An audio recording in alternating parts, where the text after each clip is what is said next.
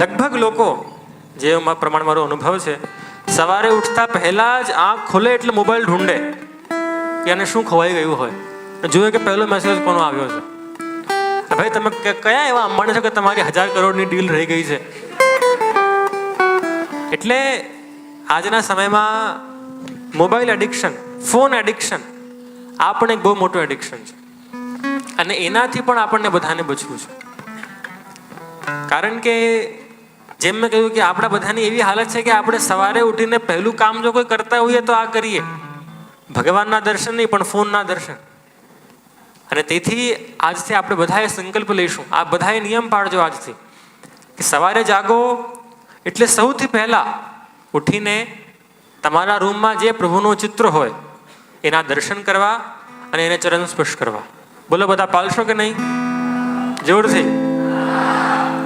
સવારે ઉઠીને હવે ભલે બીજું કામ મોબાઈલ કરો એની ના નથી, પણ પહેલું કામ શ્રીનાથજીના દર્શન કરવાના.